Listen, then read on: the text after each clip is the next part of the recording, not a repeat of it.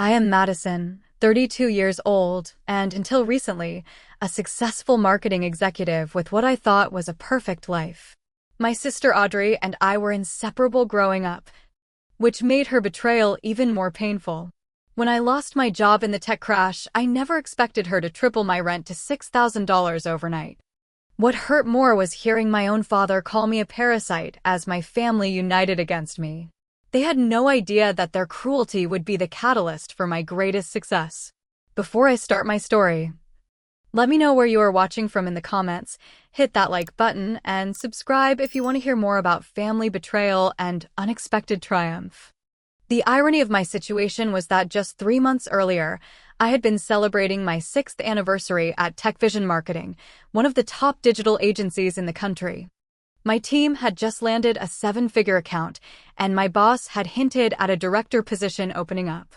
I had worked incredibly hard to get there, climbing from entry-level coordinator to senior account executive through late nights, weekend work, and consistently exceeding targets.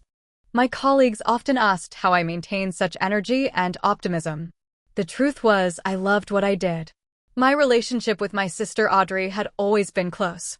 Despite our different personalities, being 3 years younger, she had often looked up to me throughout our childhood. I remembered countless times standing up for her against neighborhood bullies, helping her with homework late into the night, and even giving her fashion advice before her first date. One of my proudest moments was when I contributed $15,000 from my savings to help cover her college tuition when our parents fell short. I had just started my career and was barely making ends meet myself, but seeing her graduate was worth every penny of ramen noodle dinners and shared apartments with questionable roommates. As adults, we maintained our bond through weekly sister dinners every Thursday and occasional shopping trips where I would often treat her to lunch or a new outfit. I never kept score, because that is not what family does. When she called with car trouble or needed advice on dealing with difficult colleagues, I was her first call. We shared secrets, dreams, and supported each other through breakups and career challenges. At least, that is what I thought we were doing. Our personalities had always been different, creating a balance between us. I was the risk taker, jumping into new opportunities and challenges without hesitation. My career focus meant long hours and high stress, but also the luxury apartment with floor-to-ceiling windows overlooking the city that I had worked so hard to afford. Audrey was more cautious, preferring security and routine. She had taken a stable government job with predictable hours and good benefits. When our grandmother passed away, Audrey used her inheritance to make a down payment on a 4-bedroom house in the suburbs, while I invested mine in retirement accounts and career development courses. The tech bubble had been expanding for years, and though there were whispers of trouble, none of us expected the sudden crash that came that April. Our CEO called an all-hands meeting on a Tuesday morning, his usually animated face somber as he announced a company-wide restructuring. 60% of positions would be eliminated effective immediately. Despite my stellar performance reviews and recent account acquisition, my division was considered non-essential in the new, leaner business model. I sat in stunned silence as HR explained the exit package. 3 months of severance pay, health insurance through the end of the quarter, and career placement services. My team members looked equally shocked, some openly crying as security waited to escort us to clear our desks. 6 years of 60-hour work weeks ended with a cardboard box of desk plants and family photos. My boss hugged me tightly, whispering promises to be a reference and keep me in mind when things stabilized. My closest work friend Jasmine and I exchanged tearful goodbyes in the parking lot, promising to meet for coffee soon. As I drove home in a daze, the reality of my situation began to sink in. My luxury apartment, once a symbol of my success, now loomed as a financial threat. The rent of $3,500 per month had been manageable with my 6-figure salary, but would quickly become impossible without income. I had some savings, but not nearly enough. I had recently spent $8,000 on a vacation to Bali, a trip I had promised myself after securing that big account. I had also financed a new car, replacing my trusty but aging sedan with something more befitting my professional image. These decisions, which had seemed reasonable just days before, now filled me with regret and anxiety. The job market was not promising. Dozens of my industry colleagues were in the same position, all competing for a shrinking pool of opportunities. Companies across the sector were announcing hiring freezes or downsizing. A recruiter friend warned me honestly that it could be 6 months or more before the market stabilized enough for significant hiring to resume, especially at my previous salary level. That night, I called Audrey in tears, explaining my situation. Her immediate response was warm and sympathetic. "Of course you can stay with me until you figure things out," she said without hesitation. "I have that guest room just sitting empty, and it would be nice to have you around more." We discussed practical details, and she suggested $2,000 a month for rent, which seemed fair for a bedroom with private bath in her nice suburban neighborhood. "This is temporary," she assured me. "You will be back on your feet in no time. Family supports family, right? That is what you always taught me." Her words brought immense relief. I could manage $2,000 from my severance while job hunting, and the breathing room would prevent a complete financial meltdown. I spent the next day terminating my apartment lease, paying the penalty fee that stung, but was better than continuing payments I could not afford. I sold some furniture, packed my most important belongings, and prepared for this unexpected life transition. Moving into Audrey's house initially felt like a positive step despite the circumstances. Her home was warm and inviting, decorated with many items I had helped her select over the years. The guest room was comfortable, if smaller than I was accustomed to, with a desk where I could set up my laptop for job searching. I was determined to be the perfect housemate, cooking elaborate dinners to show my appreciation and keeping my belongings meticulously organized. Audrey seemed genuinely happy to have me there at first. We fell into easy routines, watching reality shows together in the evenings and sharing morning coffee before she left for work. I maintained an aggressive job hunting schedule, waking early to search listings, reaching out to contacts, and updating my portfolio.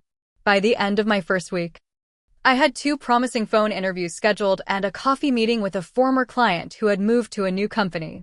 Despite my situation, I felt hopeful that this was merely a temporary setback in an otherwise upward career trajectory. As the first month of job hunting stretched on, my initial optimism began to fade. The 3 promising interviews I had secured all ended the same way. After seemingly positive conversations and good rapport with the hiring managers, I received polite emails citing hiring freezes or restructured priorities. One particularly disappointing rejection came after 3 rounds of interviews and a sample project that had taken me an entire weekend to complete. The hiring manager called personally to say I had been their top choice, but the position had been eliminated entirely due to budget cuts. The number of callbacks decreased steadily despite sending out dozens of applications daily. I expanded my search to adjacent industries and positions slightly below my previous level, but even those were fiercely competitive with hundreds of qualified applicants. Each morning, I woke with renewed determination that gradually gave way to anxiety as the day progressed with empty inboxes and unanswered follow-up calls. Around the same time, I began noticing subtle changes in Audrey's attitude toward me. What started as occasional comments about dishes left in the sink or towels hanging incorrectly evolved into daily critiques of my presence in her space. She began texting me during the day to ask if I had wiped down the shower or remembered to close the blinds exactly as she preferred.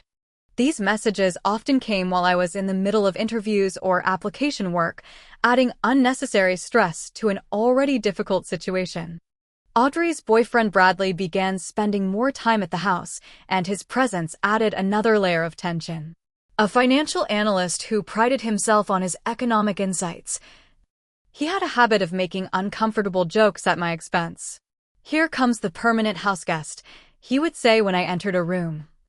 Or, "How is the job search going for America's most overqualified, unemployed person?" Each comment was delivered with a smile that never reached his eyes, followed by Audrey's uncomfortable laugh and change of subject. I noticed her monitoring my comings and goings more closely, questioning why I had been out for 3 hours or why I had driven to the coffee shop instead of making coffee at home. The lowest point that month came after a final round interview for what would have been a dream position at a growing agency. I had prepared extensively, researching their clients, developing presentation materials, and practicing responses to potential questions.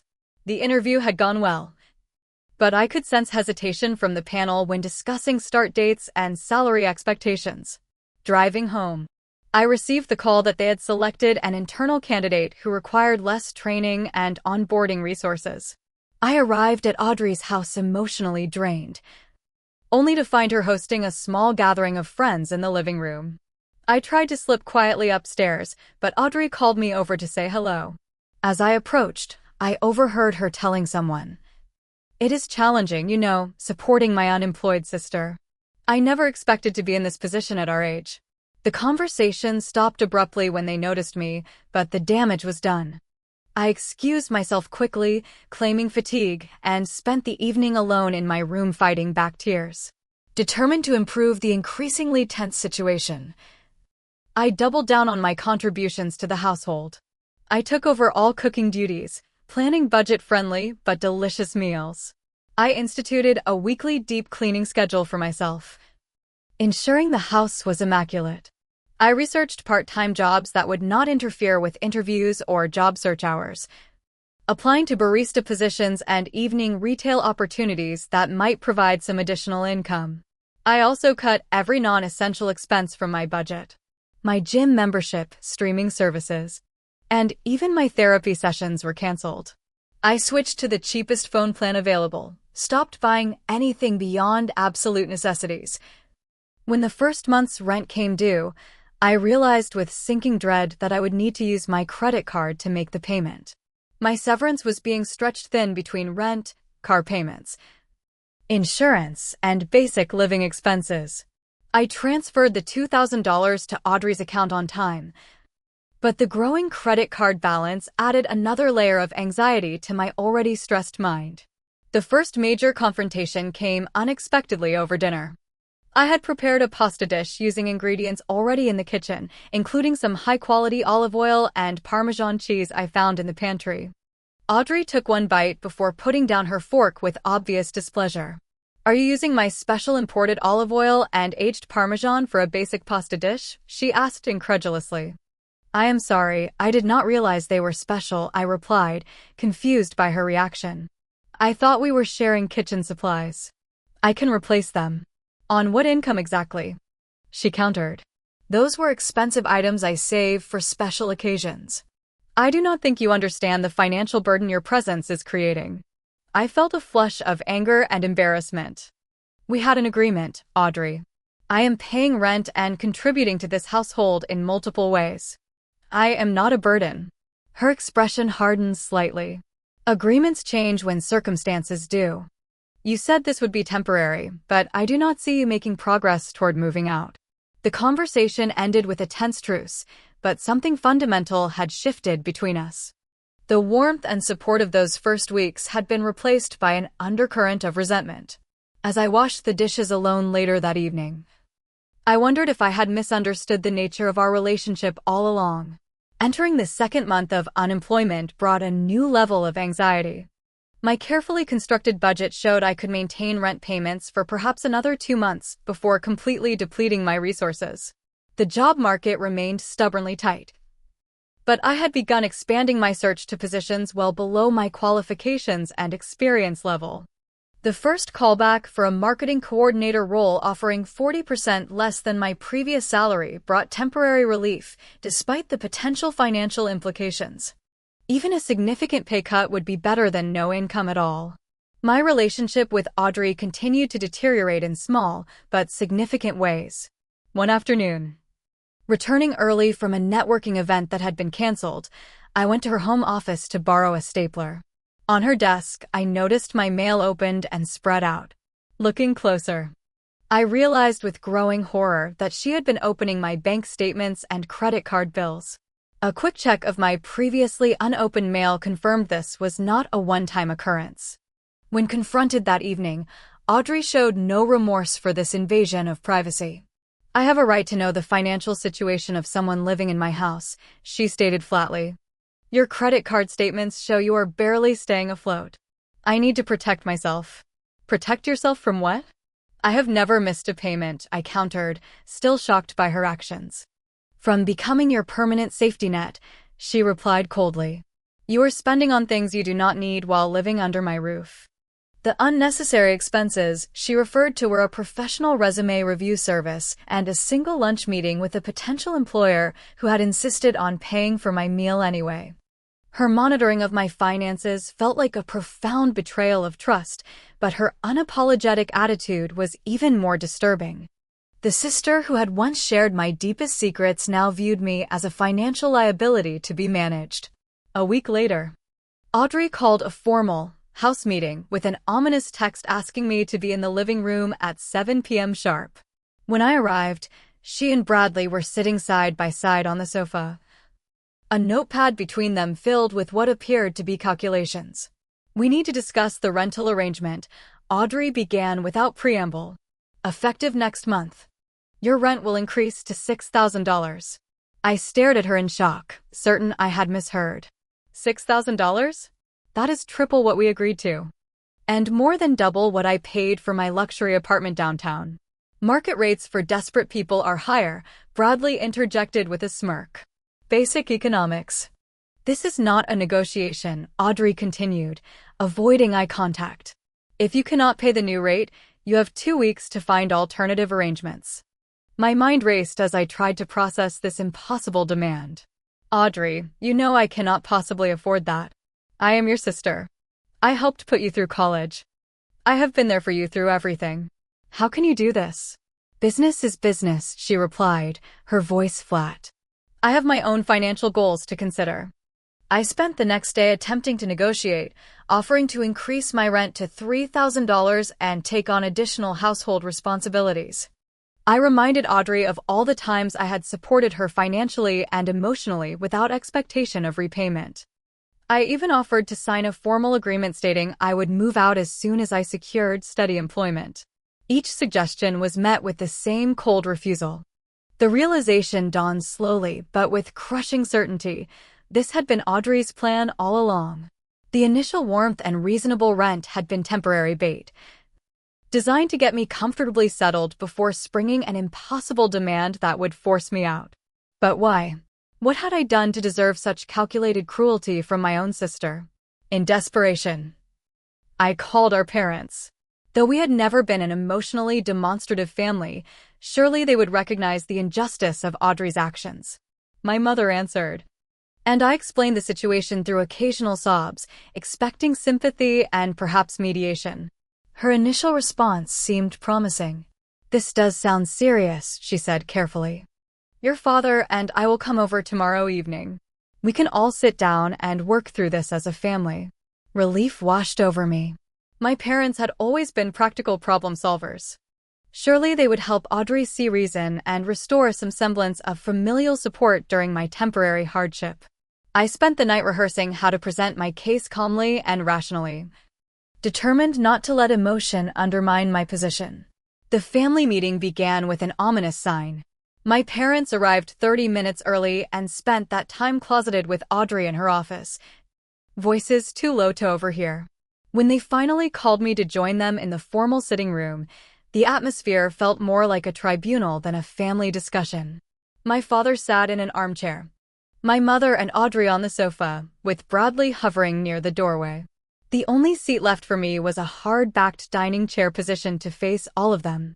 Madison, we understand you are having some disagreements about your living arrangement, my father began in his business negotiation voice. I carefully explained the situation, emphasizing the suddenness of the job loss, my diligent efforts to find new employment, and the impossibility of the rent increase. I reminded them of how I had helped Audrey financially in the past without expectation of repayment. I kept my voice steady and reasonable, appealing to their sense of family loyalty and fairness. When I finished, my mother cleared her throat. While we sympathize with your situation, Madison, Audrey has every right to determine what happens in her home. She took the responsible step of purchasing property while you chose to rent. Actions have consequences. I stared at her in disbelief. Mom, I lost my job in a market crash that affected thousands of people. I am not asking for charity, just reasonable family support during a temporary crisis. $6,000 is the fair market value for her space, my father interjected. Audrey consulted a real estate professional. This was patently untrue. No single bedroom in our area could possibly command such a price, but the lie was delivered with complete conviction. I cannot believe what I am hearing, I said, my voice beginning to shake despite my best efforts. Would you make this same demand of Audrey if our situations were reversed? After everything I have done for this family? My father's face hardened. Perhaps this situation will teach you financial responsibility. Audrey should not have to feed the parasite indefinitely. The word parasite struck like a physical blow. In that moment, I understood with perfect clarity that my family had always viewed me differently than I had imagined. My career success had not been a source of pride for them, but perhaps resentment. My financial and emotional generosity had not been appreciated but expected.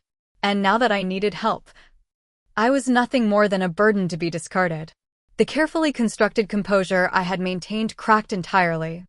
Tears streamed down my face as years of family memories realigned themselves into a new, painful pattern. Through blurred vision, I saw my family watching my breakdown with expressions ranging from uncomfortable to impatient. Not one of them moved to offer comfort or reassurance. In that moment, I had never felt more completely alone. I do not remember leaving the family meeting or making my way back to the guest room. The next clear memory is sitting on the edge of the bed, my body shaking with silent sobs that seemed to come from somewhere deep and primal within me. My chest felt physically constricted, each breath a conscious effort. The room spun slightly, and dark spots flickered at the edges of my vision. I recognized the symptoms of a severe anxiety attack, something I had experienced only once before during a particularly stressful product launch. As the physical symptoms gradually subsided, the emotional pain remained razor-sharp. Memories of family moments flooded my mind, now colored by this new understanding of my place within our dynamic. I remembered giving Audrey my own college fund when she expressed interest in an expensive private university that our parents could not fully afford. I had told her that my state school scholarships would cover most of my needs, though in reality I had worked 2 jobs throughout college to make up the difference. I recalled declining a career-advancing opportunity in Europe 3 years ago when my father had a health scare, wanting to remain close to help the family through that difficult time. The position had gone to a colleague who now held a vice president title. I thought about the financial support I had regularly provided to my parents during the last recession when my father's business temporarily struggled. Money that was accepted without question or acknowledgement. Through the thin walls of the guest room, I could hear my family's voices in the kitchen below. I had not realized they were still in the house. Moving quietly to the floor vent near the bed, their words became clearer. You did the right thing standing firm, my father was saying. Sometimes tough love is the only way to teach responsibility. I just do not understand how she got so entitled, my mother added. All those years of that fancy job downtown. Living beyond her means with that ridiculous apartment and designer clothes. Maybe this is the wake-up call she needs. Bradley thinks she should move back to your house until she finds a job, Audrey suggested. Under strict conditions, of course. That nice car of hers should be the first thing to go, my father replied. Sell it and buy something practical. Start learning to live within her means for once. They continued discussing my future as if I were an irresponsible teenager rather than a 32-year-old professional facing a temporary setback in an economic downturn. The casual cruelty of their conversation struck me differently than the confrontation earlier. In the living room, they had been performing roles in what they knew was a difficult situation. Here, thinking themselves unheard, their true feelings emerged unfiltered. Something shifted inside me as I listened. The tears stopped abruptly, replaced by a strange, calm clarity. I stood up and moved to the mirror above the dresser, wiping the mascara smudges from beneath my eyes. The face looking back at me appeared different, somehow steady, determined. Perhaps even a little dangerous. I pulled out an old photo album I had brought from my apartment, flipping through images of family vacations and holiday gatherings. In photo after photo, I noticed for the first time how often I was the one taking care of others, giving gifts that stretched my budget, mediating family conflicts, offering emotional support without receiving it in return. The pattern was so clear now that I wondered how I had missed it for so many years. Making a sudden decision, I deleted the social media apps from my phone, knowing emotional posts or status updates would only give my family more power over my narrative. Whatever happened next, I would maintain control over my own story. I sat down at the small desk, opened my laptop, and began to think strategically for the first time since losing my job. My first task was an unflinching assessment of my financial situation. I created a spreadsheet documenting every asset, debt, and expense. The picture was grim but not hopeless. I had approximately $8,000 in accessible savings, plus another $4,000 in a CD that could be liquidated with a penalty. My car was worth about $22,000, with $18,000 remaining on the loan. My retirement accounts held a healthy sum, but accessing those funds would incur substantial penalties and tax liabilities, making them a last resort option. On the expense side, my minimum monthly needs for rent, food, phone, insurance, and car payment totaled just under $3,000. Without immediate income, my liquid resources would last less than 4 months even with extreme frugality. The timeline was tight, but not impossible if I could find appropriate housing and some form of income quickly. Next, I researched housing options in our metropolitan area. Anything similar to my previous apartment was completely out of reach, but I found listings for shared houses with monthly rents between $900 and $1,200. Most required first and last month's rent plus security deposit. A significant initial outlay, but manageable with my remaining savings. I compiled a list of every professional contact I had maintained good relationships with over my career. Former clients, vendors, colleagues who had moved to other companies, and even competitors who had expressed admiration for my work. Each name represented a potential opportunity or connection, though approaching them would require swallowing my pride and being vulnerable about my situation. By 2 a.m., my eyes burned from staring at the screen, but I had a rudimentary plan forming. It was risky and would require significant adjustments to my lifestyle and expectations, but for the first time since the family meeting, I felt a tiny spark of hope. The next morning, I texted Jasmine, my former colleague, asking if she had time for coffee. We arranged to meet at a cafe far from Audrey's neighborhood, where there was no chance of running into family members. I arrived early, securing a quiet corner table and ordering the cheapest item on the menu to preserve my dwindling funds. Jasmine arrived looking concerned, having sensed the urgency in my uncharacteristically vague message. As soon as she sat down, I found myself telling her everything: the job loss, Audrey's betrayal, my parents' devastating response.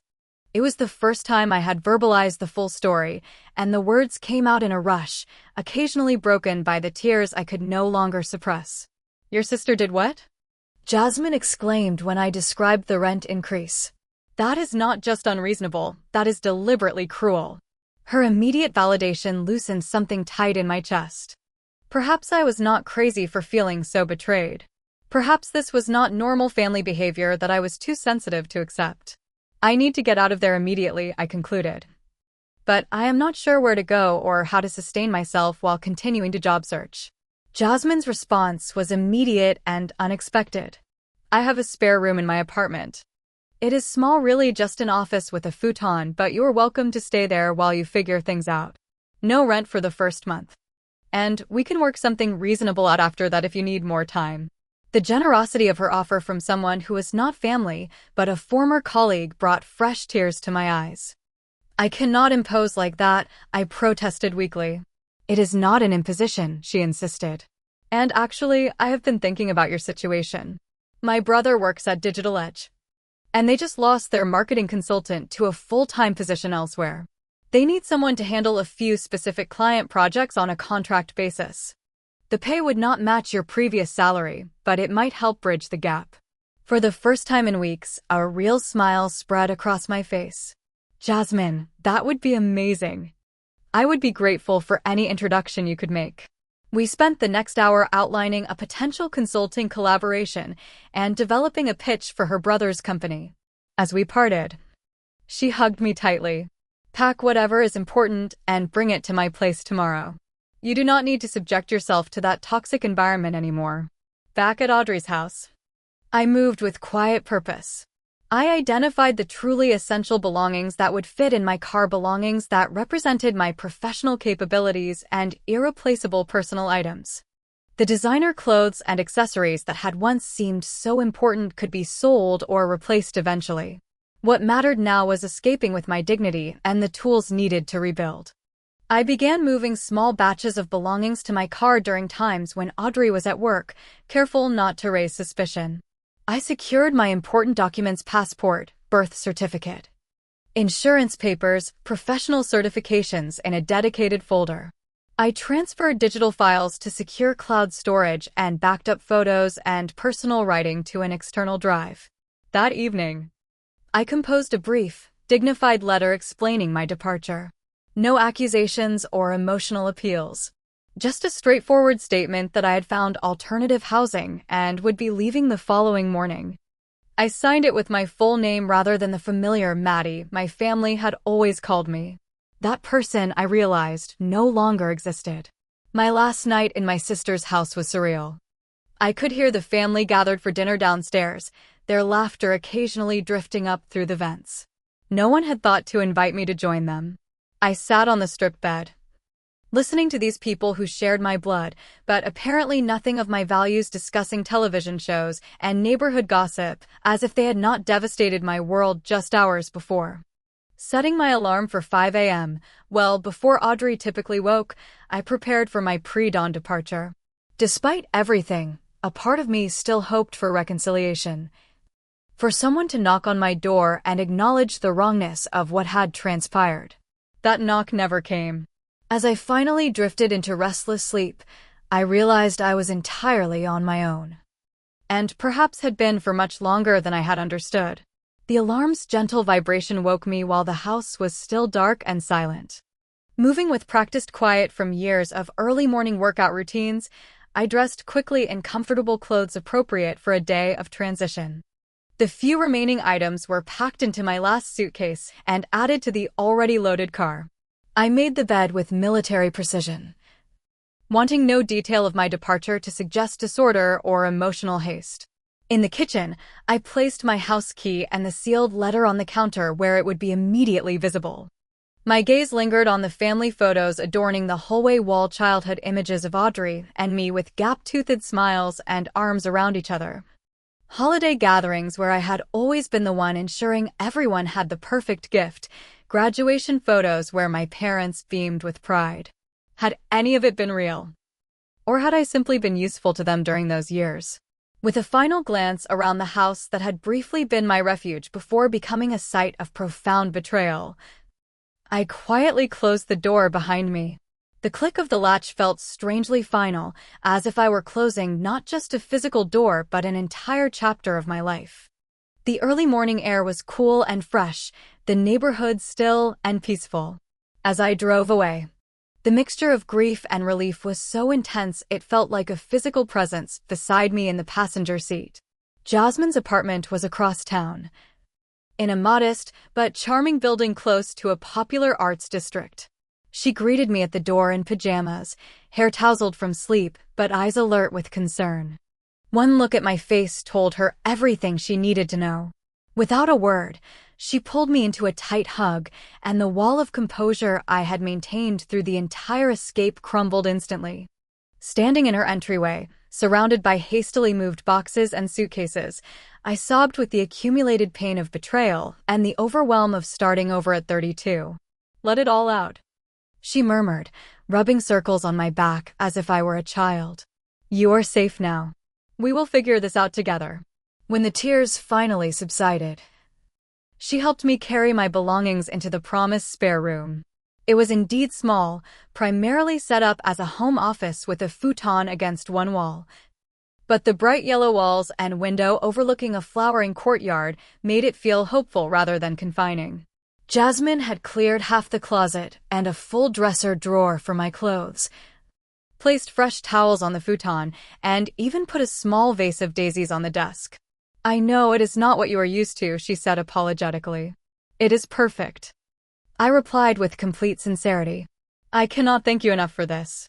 My phone, which I had silenced during the drive, buzzed repeatedly with notifications.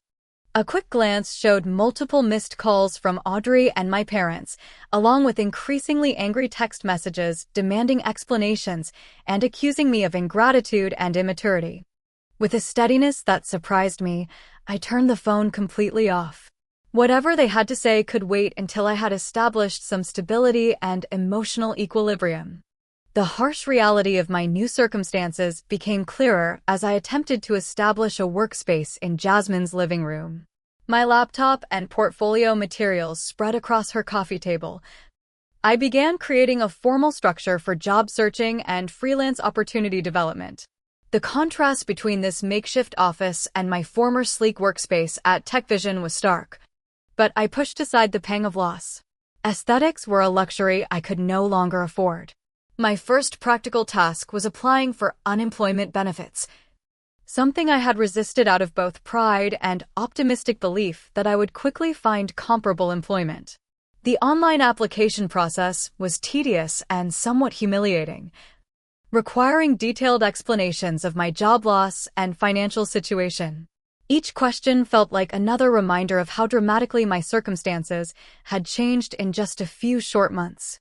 Next, I created a professional website highlighting my marketing expertise and past successes. Without budget for professional design or development, I used a free template and stock photos, focusing on compelling content rather than visual sophistication. I crafted service descriptions that emphasized rapid results and specialized knowledge, positioning myself as a consultant rather than someone desperately seeking employment. With the basic infrastructure in place, I began the uncomfortable task of reaching out to every industry connection I had developed over the years. I composed a carefully worded email explaining my new consulting venture, making no mention of the layoff or family situation. Each message was personalized with specific references to past collaborations and thoughtful questions about their current projects. By mid-afternoon, I had sent 37 emails, each one requiring me to suppress the fear of judgment or rejection. The first response came faster than expected. A former client, now marketing director at a mid-sized health tech company, replied within hours. They needed help with a specific email campaign optimization project immediately, their in-house team having fallen behind schedule. The budget was modest, but the timeline short, just 1 week for completion. I accepted instantly, agreeing to a rate below what I would have charged in better circumstances, knowing that delivered results and a positive testimonial were more valuable than holding out for optimal compensation. For the next 5 days, I worked from dawn until well past midnight, determined to exceed expectations on this crucial first project. Jasmine brought me meals when I forgot to eat and gently insisted on occasional breaks when my focus became too intense. When I finally delivered the completed campaign 3 hours ahead of deadline, the client's enthusiastic response included both immediate payment and a promise of referrals to colleagues. "This is outstanding work, Madison," the director wrote. "I expected quality given our past collaboration, but you have exceeded our hopes. I have already shared your information with 2 other department heads who have similar needs." That first payment, though less than what I would have earned in a week at my former position, represented something far more valuable than money. It was proof that I could provide value independently, that my skills remained relevant despite the market downturn, and that perhaps there was a viable path forward after all. The following week brought an introduction from Jasmine to her brother's company, Digital Edge. Their need for marketing consultation was more extensive than initially described, involving strategy development for 3 key clients and content creation across multiple platforms. The 3-month contract they offered would not fully replace my previous income, but would provide a stable foundation while I developed additional client relationships. We would typically bring someone on staff for this workload, the operations director explained during our video interview, but given the current market uncertainties, we are keeping overhead flexible. Your experience is impressive, and Jasmine speaks very highly of your work ethic. I accepted their offer immediately, negotiating for a slightly higher rate but agreeing to their timeline and deliverable requirements. With this contract and the smaller project already completed, I could now project income sufficient to cover basic expenses for at least the next quarter. The constant knot of financial anxiety in my stomach began to loosen slightly. As my professional situation stabilized, I turned attention to finding more permanent housing. While Jasmine had been incredibly generous, her small apartment was not designed for two adults with separate professional lives. After extensive searching, I found a shared house with 3 other professional women, each with private bedrooms and shared common spaces. The monthly rent of $1,100 was within my new budget, though it required adjusting to significantly less privacy and space than I had known for years. Moving into the shared house was another exercise in humility and adaptation. My bedroom was barely large enough for a bed and small desk, requiring creative storage solutions and further culling of possessions. My new housemates Christine, Taylor, and Rachel were welcoming but busy with their own careers and social lives.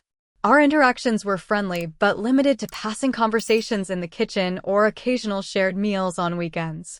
I transformed my tiny bedroom into a combination sleeping space and home office, investing in a comfortable desk chair and proper lighting to create a professional environment for video calls with clients. The background visible on camera was carefully arranged to project capability and organization, despite the cramped quarters. A small shelf held marketing books and industry awards, suggesting stability and expertise rather than recent upheaval. Gradually, my client roster grew through referrals and persistent networking. Each successful project brought not only income, but restored professional confidence and an expanding network of supporters.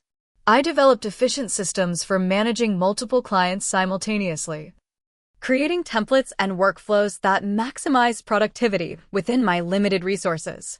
My calendar, once filled with corporate meetings and team lunches, now contained tightly scheduled work blocks, networking events, and carefully budgeted grocery shopping trips. By the end of the first month after leaving Audrey's house, I had generated just enough income to cover my basic expenses without dipping further into savings. It was a precarious balance, with no room for emergencies or luxuries, but it represented financial independence preserved through my own efforts. Each night, exhausted from the constant hustle, but free from the emotional abuse of my family situation, I fell asleep with a sense of hard-won peace. 6 months into my new reality, both the challenges and opportunities had evolved in unexpected ways. My consulting business had grown steadily, if not spectacularly, with 5 regular clients providing consistent monthly retainers supplemented by occasional project work.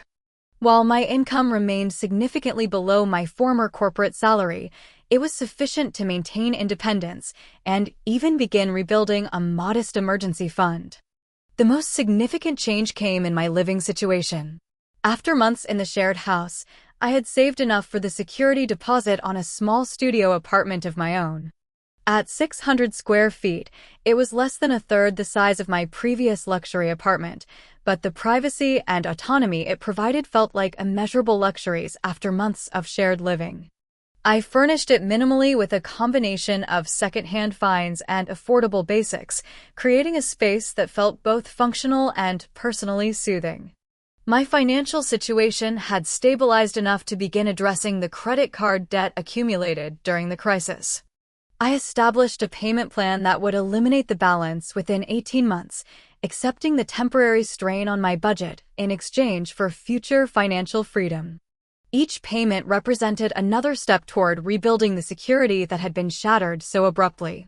The professional network I had begun developing out of necessity had evolved into something far more meaningful than my former corporate connections. I joined a local entrepreneurs group, meeting weekly with others who had similarly created independent careers either by choice or circumstance. These relationships provided not only potential business opportunities, but essential emotional support from people who truly understood the challenges I faced. One member of the group, Elise, ran a small marketing agency specializing in nonprofit clients. After several conversations about our complementary skills, she invited me to speak at an industry event her company was sponsoring. The topic, pivoting marketing strategies during economic uncertainty, allowed me to transform my personal experience into professional insight without revealing the painful details behind my career transition. The presentation was attended by only 30 people, but among them was the marketing director for Bright Path, a nationally recognized healthcare brand with significant growth ambitions. He approached me afterward, impressed by my practical approaches to budget-conscious marketing that maintained brand integrity. "We have been looking for someone with exactly your skill set," he explained, handing me his business card. "Our in-house team is strong on creative, but needs strategic direction, especially as we expand into new markets. Would you be interested in discussing a potential consulting arrangement?" 2 weeks and 3 meetings later, I signed the largest contract of my new career. The 6-month engagement would require 20 hours weekly of dedicated attention to Bright Path's marketing initiatives, with compensation that finally approached my former salary level on an hourly basis. The stability and prestige of this client relationship transformed my consulting practice overnight from a survival mechanism to a viable long-term business model. With this cornerstone client secured, I made my first significant business investment hiring a part-time virtual assistant to handle administrative tasks and basic client communications. Rachel, a recent marketing graduate with impressive organizational skills, worked remotely 10 hours weekly, freeing me to focus on strategy and client deliverables. Though the additional expense was initially nerve-wracking, the increased productivity quickly justified the cost.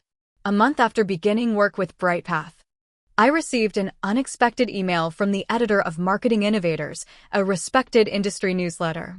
A colleague had recommended me for a feature in their Emerging Agencies to Watch section. The resulting profile highlighted my specialized approach to marketing strategy during economic constraints and included a professional photograph I had invested in despite budget limitations. Seeing my new business name in print, associated with words like innovative and adaptable rather than unemployed or struggling, created a sense of professional identity entirely separate from my former corporate role. As my business stabilized, I finally had mental and emotional space to address the personal transformation forced upon me by circumstances. Working with a therapist on a sliding payment scale, I began processing the family betrayal that had catalyzed my current path. The wounds remained painful, but the perspective gained through success helped reframe the experience from devastating rejection to necessary, if brutal, liberation. What they did was objectively cruel, my therapist noted during one particularly difficult session, but it forced you to discover strengths and capabilities you might never have recognized otherwise. This perspective helped me develop a new relationship with my professional identity. Rather than defining success through corporate titles or salary benchmarks, I began valuing the flexibility, autonomy, and resilience my new career provided. I rebuilt my wardrobe not with the designer labels and power suits of my corporate days, but with versatile, comfortable pieces that authentically represented my current values and lifestyle. The 1-year anniversary of my business launch called for celebration. Despite my lingering habit of cautious spending, I invited the small circle of friends and colleagues who had supported my journey to a modest gathering at a local restaurant. Looking around the table at these people, some new acquaintances, others like Jasmine who had been there from the beginning, I felt a sense of belonging entirely different from what I had experienced with my biological family. "I want to thank all of you," I said, raising a glass after dinner.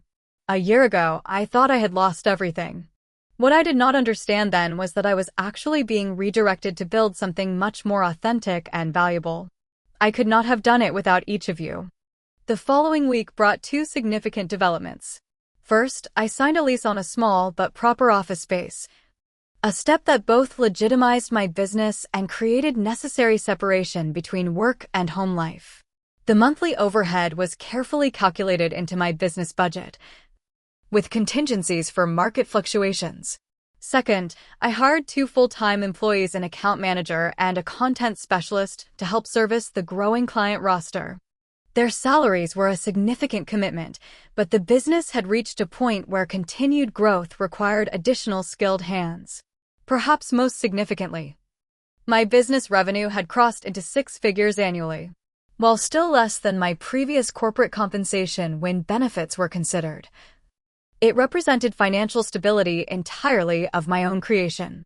The checking account balance no longer caused anxiety, and the emergency fund had grown to cover 3 months of both personal and business expenses.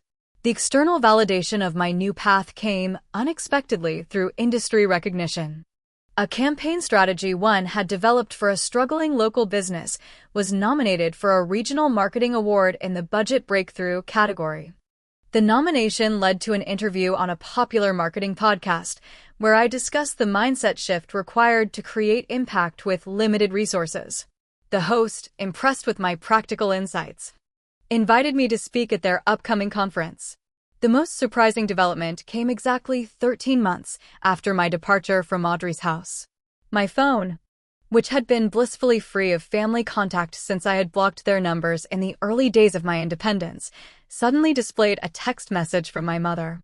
She had apparently obtained my new number through a distant mutual acquaintance. "Saw your feature in Business Monthly," the message read. "Would love to catch up when you have time." That same day, a LinkedIn connection request arrived from Audrey, followed by a voicemail from my father on my business line. His tone uncharacteristically warm as he suggested catching up over lunch soon.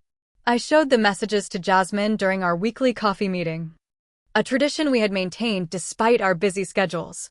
"Interesting timing," she observed with raised eyebrows. "They had no interest in your well-being when you were struggling. But now that you are visibly successful, they want to reconnect."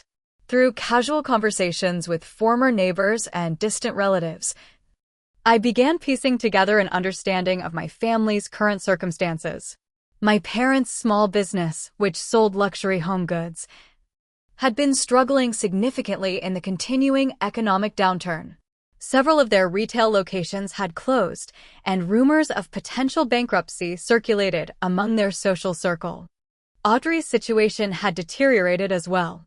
Bradley had ended their relationship shortly after I left, apparently balking at her purchase of an even larger house that stretched her finances to the breaking point. With the housing market declining, she was now underwater on the mortgage and unable to sell without significant loss. These revelations created complex emotions. There was a certain vindication in knowing that the financial stability they had lorded over me had proven temporary, but I took no pleasure in their difficulties. What troubled me most was the clear connection between their renewed interest in relationship and their awareness of my improving circumstances. The attempts at contact from my family continued with increasing frequency over the following weeks. My mother's texts evolved from casual inquiries about my well-being to more specific questions about my business model and client acquisition strategies. Audrey's LinkedIn messages included thinly veiled suggestions about potential collaboration opportunities.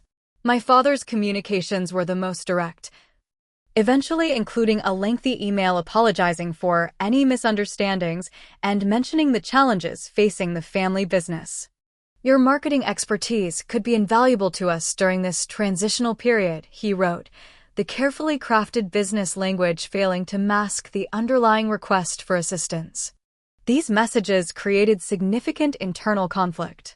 The pain of their betrayal remained fresh despite the months that had passed, but the idea of permanent estrangement from my only family carried its own grief. My weekly therapy sessions focused increasingly on this dilemma, exploring the complexities of forgiveness, boundaries, and self-protection. Forgiveness does not necessarily mean restoration of the previous relationship, my therapist reminded me. You can release the anger without placing yourself in position to be hurt again. I found myself writing lengthy journal entries, processing my feelings about potential reconciliation. Some days, the entries burned with righteous anger, recounting every cruel word and action. Other days, they explored the possibility of a new More limited relationship built on clear boundaries and expectations. I discussed the situation with a few friends I trusted completely, including Jasmine, who had witnessed the worst of the aftermath. Whatever you decide, it needs to be on your terms, she advised. They forfeited the right to set the conditions of your relationship. After much consideration, I decided to meet with my family, but with careful preparation and boundaries firmly in place. I suggested a restaurant I had come to know well through business dinners, where the staff recognized me and treated me with respect.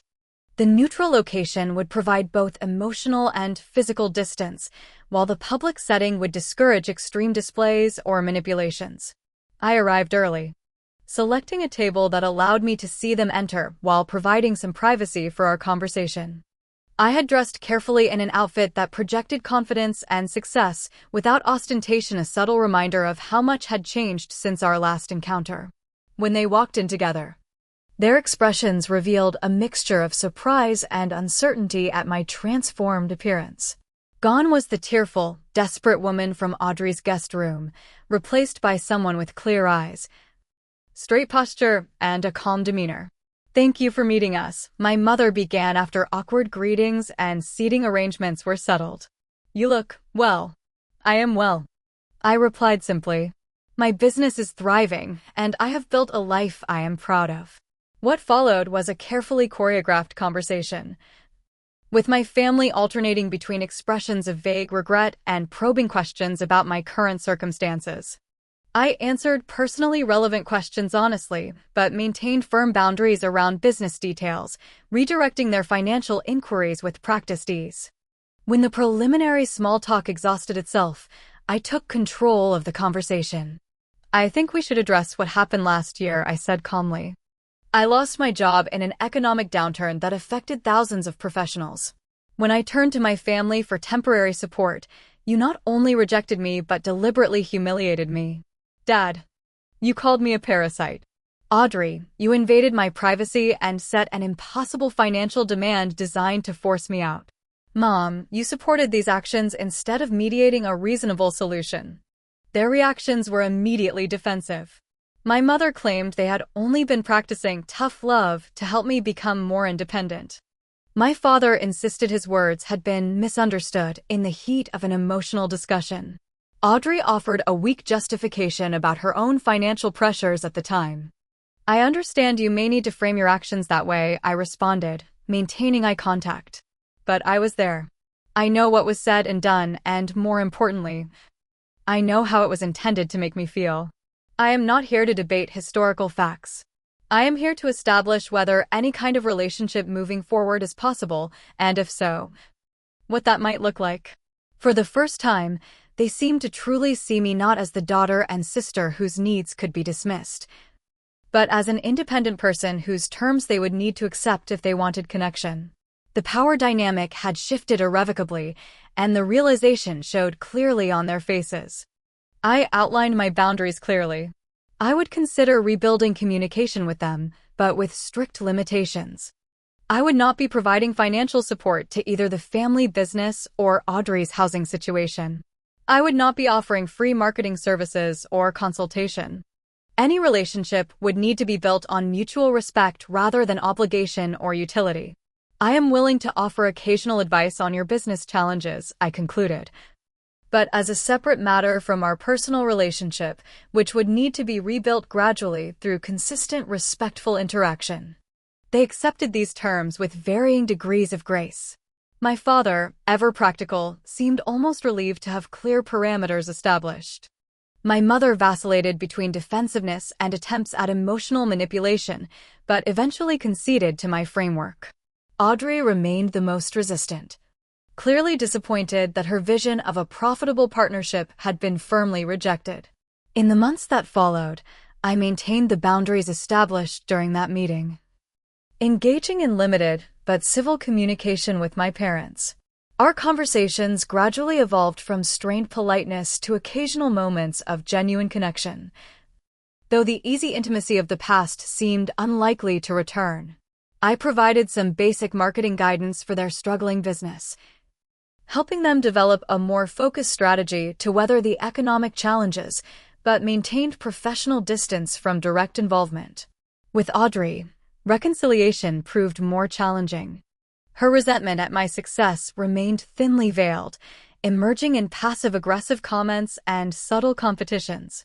I limited our interaction to occasional family gatherings, protecting my emotional energy for relationships that provided mutual support rather than constant vigilance. As my business continued to flourish, I focused increasingly on building something meaningful beyond financial success. I opened a second office location in a neighboring city, expanding our service area and client base. My team grew to 10 employees, each selected not only for their professional capabilities, but for values alignment with the company culture I had deliberately cultivated based on transparency, creativity, and mutual support.